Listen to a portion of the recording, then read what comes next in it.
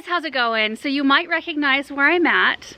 I'm out at my parents' house this afternoon. This is the garden where I grew up, and we've done several video tours through the garden, and I'm not going to do that today, but I have a couple of hours and I kind of wanted to putter around in the garden. My parents are on their way home from visiting my sister in Washington to celebrate her birthday, so they'll be home in just a few hours, and I thought it would be fun just to do a few things out here while I'm out here checking on things anyway. So we'll look at a few fun little areas, and then I'm going to work in the vegetable garden. I'm going to trim up some topiaries, and what I'm going to do is just kind of walk around and just kind of look at stuff. I do need to do a little bit of watering, I think, but not a lot. It's just such a beautiful day out here, and their garden is so full of shade, which is so different from ours.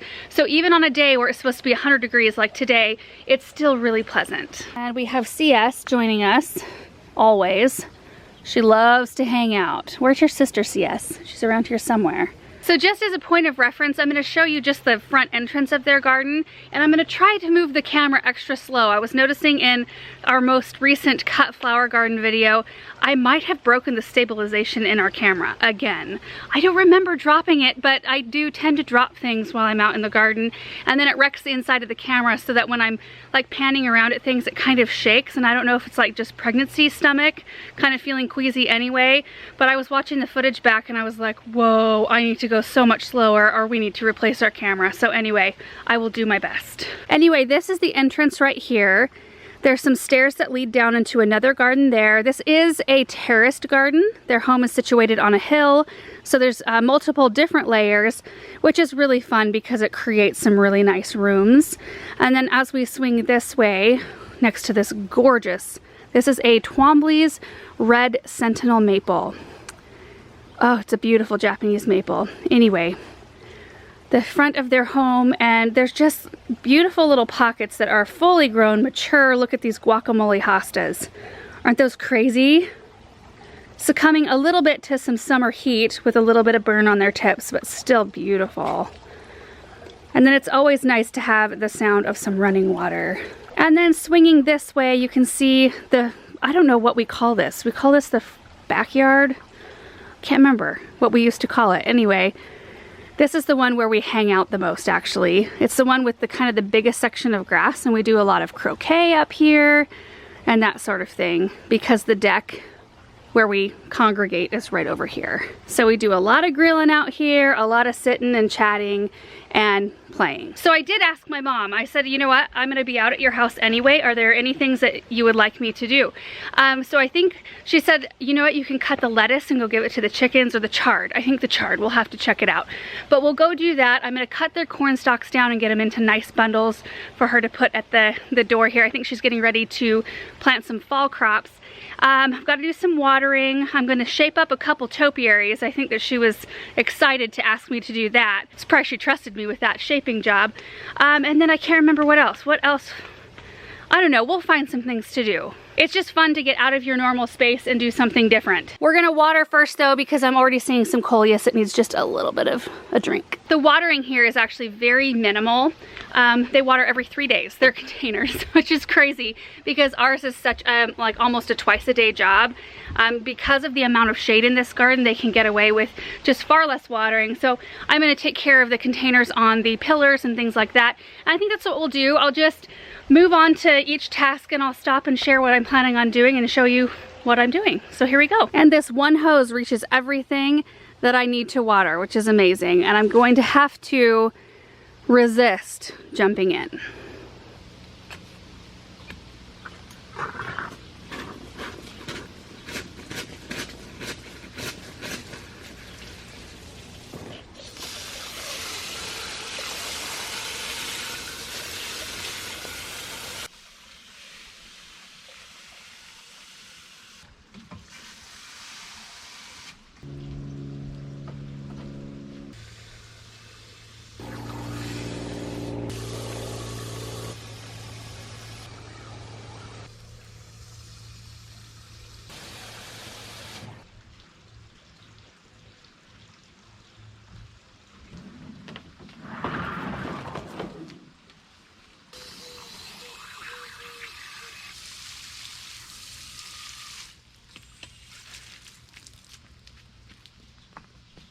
So that's pretty much all there is to watering. It's really, really easy out here. But I do walk around the whole garden, which I'm gonna do right now, and just double check a few things, because actually I need to start out here by the swimming pool.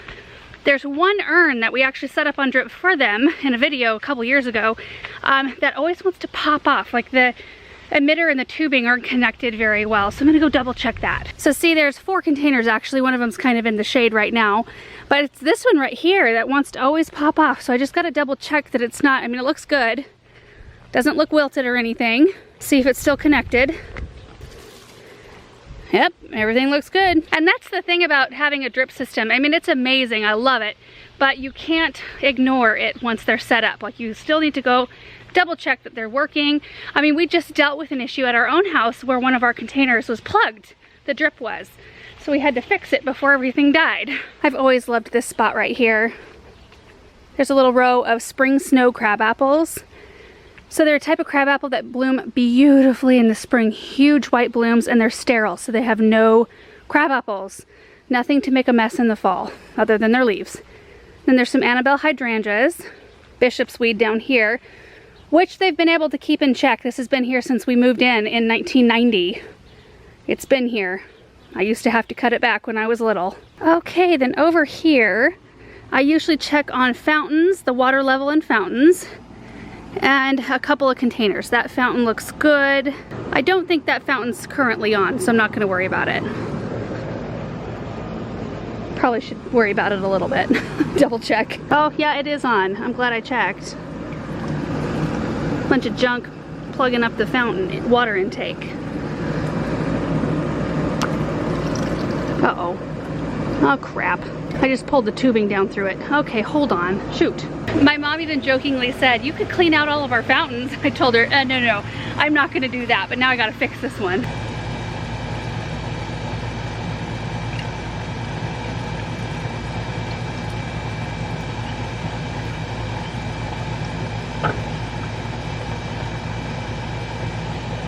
Got my shirt all wet on that one. That's looking a little bit better. And honestly, the pump sits way down here, so I'm not gonna drag a hose all the way over. They'll probably do that, like fill it up tomorrow in their rounds. Here's some of the stuff we planted earlier this year. I planted this hanging basket, which is looking pretty good. Chocolate drop coleus, there's a sweetheart lime, potato vine. There is an impatient in there, but it's looking about how mine are, the Rocapoco orange. Looking a little tired. The heucheras and lobelia looking great. Woo! This one needs some water. Uh-oh, it's kind of low.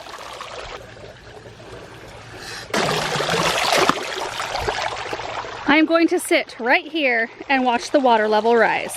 It's the beautiful part about working in someone else's garden, because I can like enjoy it so much more sometimes than my own. Because in your own gardens, I don't know if you guys are like me, but you see all the other work that you need to do. So you feel like, oh, I shouldn't be sitting here. I need to go deadhead that rose or pull those weeds or whatever. Not here. I see some weeds, but I don't feel as compelled to pull them. They actually, in a way, make me feel a little bit more at home. All right, that looks pretty good. If I get it any higher than that, it will probably splatter a lot worse. So I'm gonna turn off the hose. Equally as beautiful is the view right here. You can see the rock walls, some of the terracing here. These were here when we moved in. We've had to do some repair work and such over the years, but the bulk and majority of the walls were here, thank goodness. But if we kind of peek over, you can see the boxwoods there. And then there's another level beyond it and 2 more levels beyond that. I love the texture here. All the evergreen winter bone structure, it's amazing. And the last thing I need to check for water are the raised beds behind the potting shed, which is perfect because I'll grab some clippers and twine so we can bundle up that corn. Those are the most gorgeous. Are those Heliopsis? My dad knows the name of these. I love the leaves on these so much. So pretty. There's the corn, just enough for a couple of nice sized bundles. Ooh, don't mind if I do. Yum. Not much in here in the cold frame behind the potting shed, but they both look good. Looks like the drips went off. You can see the saturation right there. So that's good. All right. I need this, some pruners, and twine. Looks like there's some onions curing and some potatoes drying in here. Oh, those look good. I love a good potting shed, don't you? Just seeing stacks of pots and supplies and stuff. Oh, Something about it.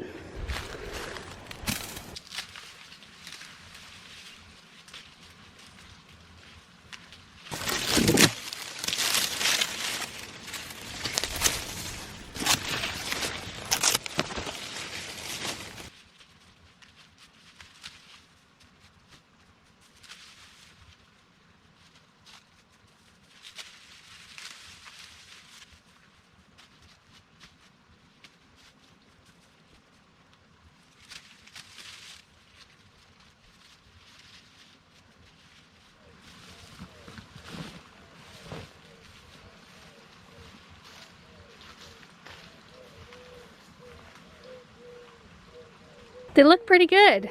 I have 10 stalks in one bundle and 11 stalks in the other. So I'll tie them up in the middle-ish area, and then I'll trim up all the ends so that they're even. And the raised bed that had the corn looks pretty darn cleaned out.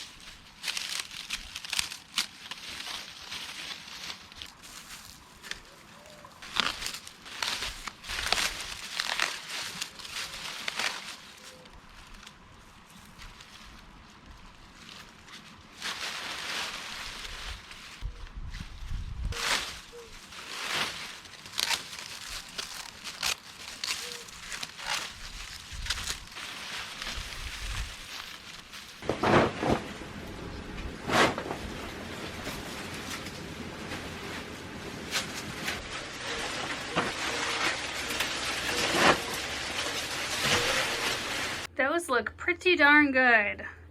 About the same height. Of course, I did leave these taller than they actually need to be, but it's always nice to have a little extra than a little too short. That way my mom, when she's decorating, can cut them down to size if she wants. But this is one of the other benefits other than eating the corn to growing corn, because, you know, a lot of us like to buy bundles of corn stalks and decorate our doors and porches and stuff like that. And that way, one, you get to do it for free, and they always look so much better than the ones you buy. Because like the top, the tassels are nice and full, and typically when you buy them, they've been in the field a lot longer and they've had to succumb to wind, and they just look tattered and thin compared to homegrown. So these are just gonna hang out in here until my mom's ready to use them. They'll just dry nicely and kind of full and beautiful.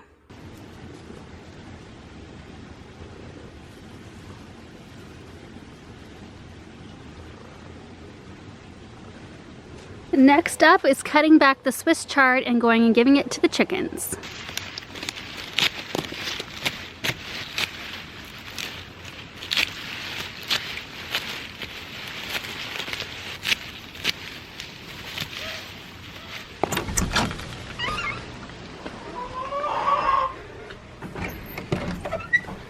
Hey girls. Hey.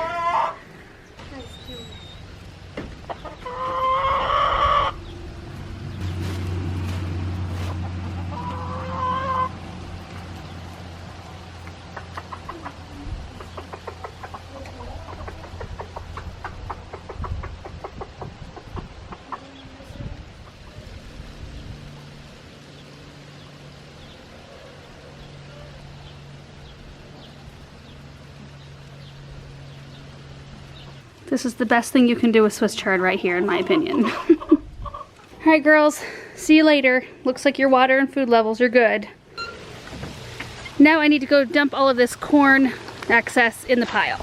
The wind is starting to pick up, so the temperature is supposed to drop about 10 degrees tonight. I don't know if I already mentioned that, which means we'll probably have a pretty stiff windstorm tonight, and the breeze is just starting to kick up. So what I'm gonna probably do is go trim up the spirals, and then I'm gonna call it a day here so I can go home and touch up all of my plants for water. Because when it's windy and hot, not a good combination to keep plants happy.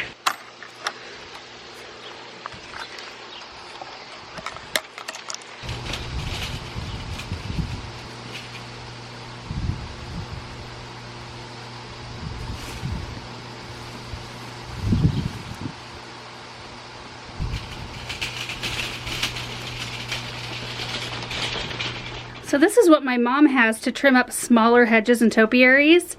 It's a Ryobi, like little hedge trimmer. It does, let's see. Yeah, like that. I've tried it out like very briefly, but this will kind of be a good test run. I'm used to my longer DeWalt hedge trimmer. And I'm gonna use a tarp to catch all the clippings. So it should be pretty easy. I mean, just shaping them up like this.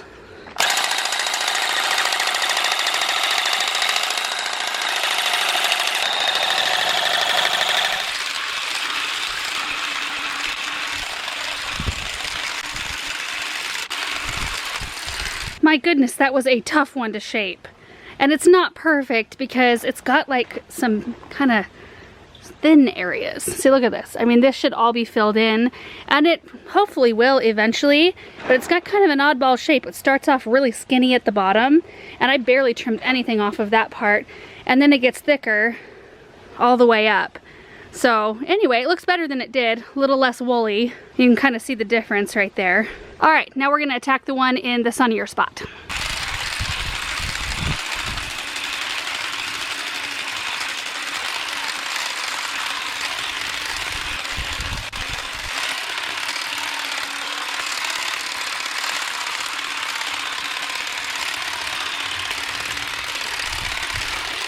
Well, they're definitely better than when I first started. Definitely less scruffy, but you know, I could spend forever just fussing with this sort of thing. And honestly, I need to practice more with this. So like, my opinion of this tool right now is that I don't like it. It took me a while to figure out how to get this thing to lock in the on position, but once I figured that out, it was a little bit easier, but this is still really heavy for one hand. So I found myself wanting to like guide it with the other hand from below on the bottom, and the battery gets really hot. So anyway, I don't know. And then I'm just used to having a 22-inch blade, which does the job so much faster.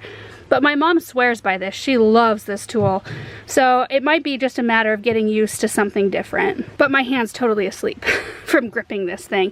Maybe I don't need to death grip on tools so much. I don't know. But when you're trimming a topiary for somebody else, that's kind of a nerve-wracking job. Well, the breeze has died down a little bit, which is encouraging to me. Every time I see on the forecast a drop of 10 degrees between one day and the next day, which I love, like, oh, give me temperatures in the 80s right now. I don't even like the 80s. I like the 60s, but the 80s is better than close to 100 like it is today. But every time I see that on the forecast, I always get nervous that we're gonna have a big old windstorm, which this summer has meant gusts between 30 and 60 miles an hour, which is tough on your stuff. It's tough on your plants. Everything already tends to look a little bit tired by this time of year, and so when it's getting, you know, pummeled with wind and dust, it kind of adds to the worn out look, if that makes sense. So I feel like I need to go like sprinkle everything down, hose everything down, and make it clean again after all the wind. But anyway, so far so good today. But I am going to be done out here. That's it for projects in my parents' garden. It was really fun just to be out here, just puttering. I didn't do anything major. I just got a couple of little things done in shadier spots, which was lovely. So now I'm gonna go home and double check all my stuff, water the greenhouse for the second time today, and then I'm gonna call it. I'm gonna go make dinner. So anyway, thank you guys so much for watching this video. I hope you enjoyed it and enjoyed the change in scenery. I know for me it's nice to have a change of scenery every once in a while and do something somewhere else. So anyway, thanks guys for watching, and we will see you in the next one. Bye.